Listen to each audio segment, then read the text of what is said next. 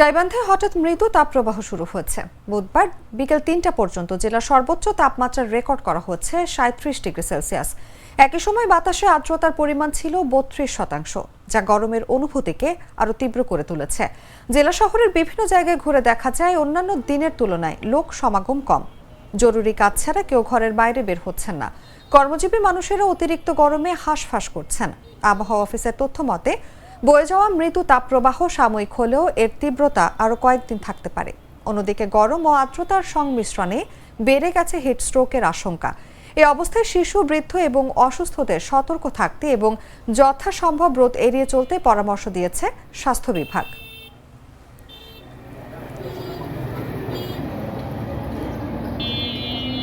খুব গরম, কদিনের চা খুবই গরম, আর খরচ লোকজন নাই।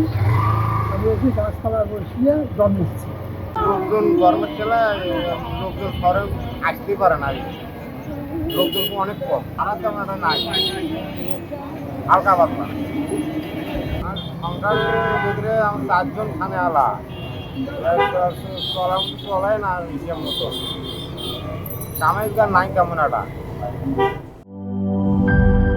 লাল সবুজের দেশে নতুন রঙের বেশে ঘরে বাহিরে সাজানো বলকে রেইনবো রেইনবো রেইনবো পেইন্টস রে সাশ্রয়ী দামে দেয়াল রাঙায় রেইনবো সবার রং সবার ঘরে ঘরে rainbow Rainbow Paints, the color of joy.